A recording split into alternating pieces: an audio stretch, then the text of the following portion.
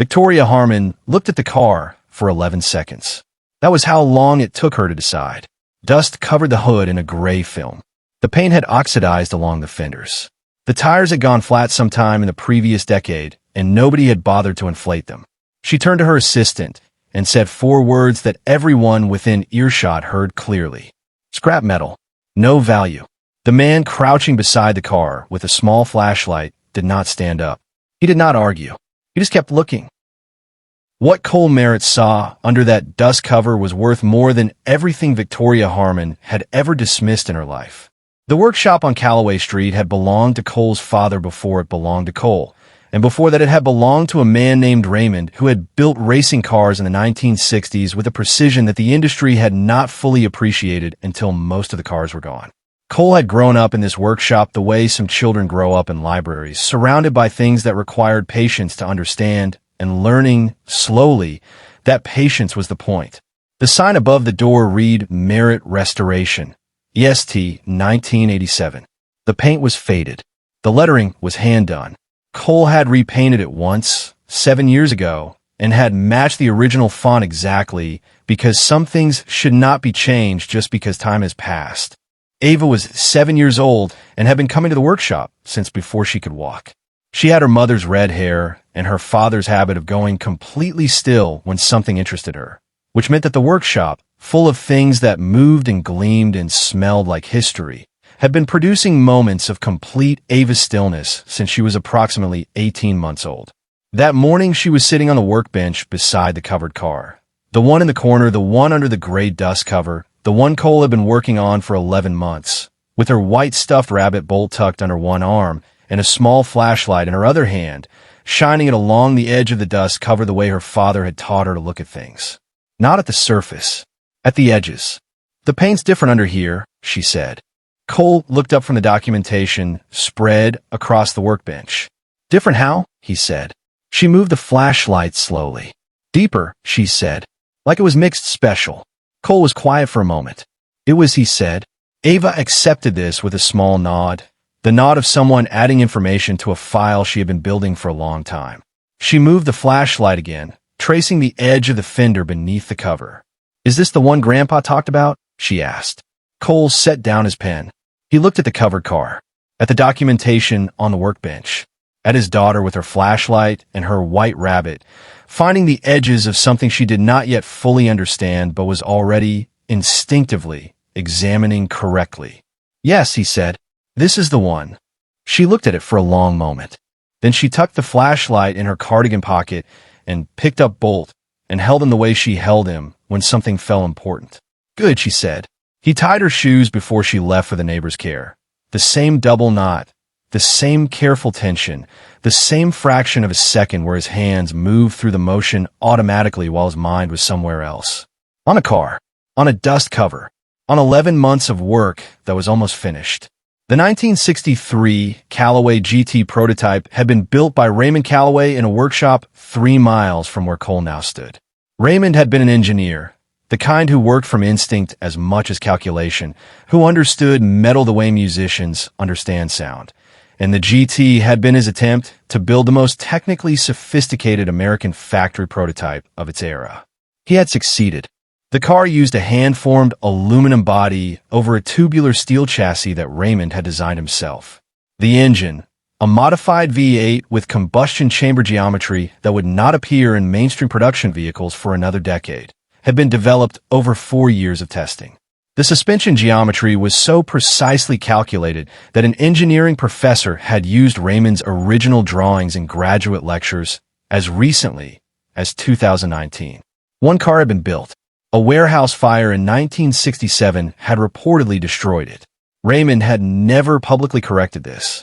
He had, instead, stored the car in a workshop he owned on Calloway Street, which he later sold to a man named Merritt, Cole's grandfather, for a price that included, in a handwritten addendum to the contract, the contents of the back storage room.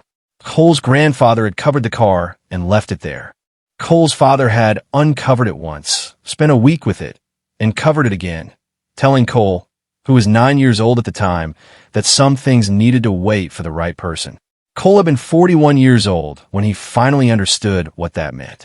He had spent 11 months documenting, restoring, and verifying every component. He had filed a provenance authentication with 2 independent experts. He had engaged an automotive historian who had spent 3 months confirming what Cole already knew. The 1963 Callaway GT prototype, chassis number 001, the only one ever built, believed destroyed for 57 years, was not destroyed. It was in a workshop on Calloway Street, and in 3 weeks, it was going to auction. Victoria Harmon had been in the collector car business for 19 years. She had bought and sold vehicles worth more than most people earned in a lifetime. She had attended every major auction in the country. She had a reputation for identifying value before other buyers noticed it, which was accurate, and for dismissing things quickly when they did not meet her criteria, which was also accurate, and which had cost her, twice in 19 years, more than she would acknowledge. This would be the 3rd time. She had come to the pre-auction preview at Merritt Restoration on a Tuesday morning with her assistant in a schedule that allocated 11 minutes to this stop. Cole had been in the workshop when they arrived. He had not introduced himself as anything other than the owner. He had offered to remove the dust cover. Victoria had looked at the car for 11 seconds. She had not asked about provenance. She had not asked about chassis numbers. She had not asked about documentation. She had said 4 words: scrap metal, no value. Her assistant had written something in the margin of his clipboard. They had left at minute 9, 2 minutes ahead of schedule. Cole had watched their car pull out of the lot. Then he had gone back to the workbench and continued the documentation he had been working on since before they arrived. Ava, who had been sitting on the workbench the entire time and whom Victoria had not once acknowledged, watched the departing car from the workshop window. She didn't look under the cover, Ava said. No, Cole said. She should have looked under the cover. Yes, Cole said. She should have. What Victoria Harmon had not looked at, what 11 seconds and 4 words had decided was not worth her time, was the documentation binder on Cole's workbench, which contained the provenance authentication, the engineering historian's report, the chassis verification, and on page 14, a section titled Original Designer Affiliation, a name that Victoria Harmon had cited in 3 separate auction catalog essays as the most significant unrecovered figure in American collector car history. She had literally written about this car. She had never seen it, and in 22 days, she was going to watch it sell. Stay with me. The auction house was Meridian Classic Automotive, the largest collector car auction in the region, held twice yearly in a venue that had been purpose-built for the combination of commerce and theater that serious car auctions required. Cole had registered the car 6 weeks earlier. The catalog description, written by Meridian's authentication team after 3 weeks of independent verification, had been published 2 weeks ago. Lot 47, 1963 Callaway GT prototype, chassis 001. Sole surviving example of Raymond Callaway's factory prototype program. Provenance authenticated by 2 independent experts. Restoration documentation complete. Estimate, $800,000. $1,200,000. The catalog had sold out. 3 international publications had run pieces on the car in the 2 weeks since. Cole had read each one at the kitchen table after Ava was asleep and had not shared them with anyone. Victoria Harmon had read all 3. She had called Meridian's authentication team to request a private viewing. The authentication team had told her that private viewings for registered lots were at the seller's discretion. Cole had received the request. He had thought about it for 30 seconds. He had declined. The car arrived at the auction venue on a Wednesday morning on a cover trailer. Cole drove the trailer himself. Ava sat in the passenger seat with Bolt in her lap and the auction paddle, bidder number 47, registered in Merritt Restoration's name, because Cole had pre-registered as a bidder in case he chose to buy back the car, held carefully in both hands. She had asked to hold it the night before. He had said yes.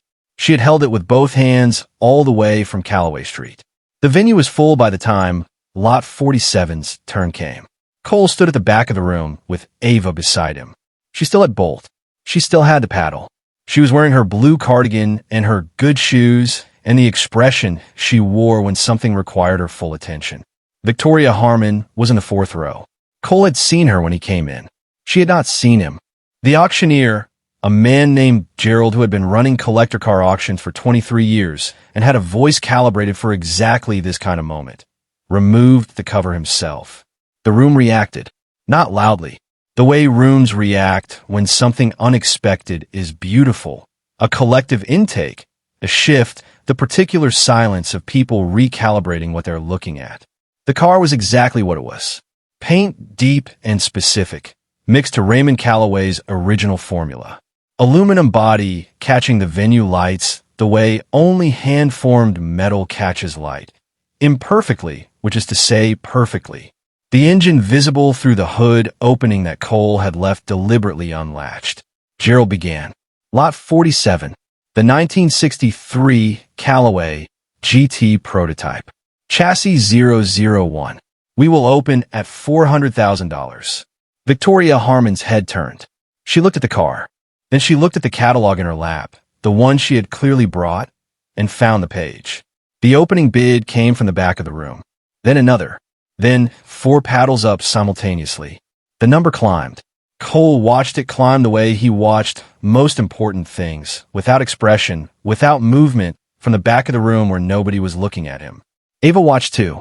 At $800,000, she leaned close to Cole and said quietly, "Is that enough?" "Not yet," Cole said. At $1 million, she asked again. "Almost," he said.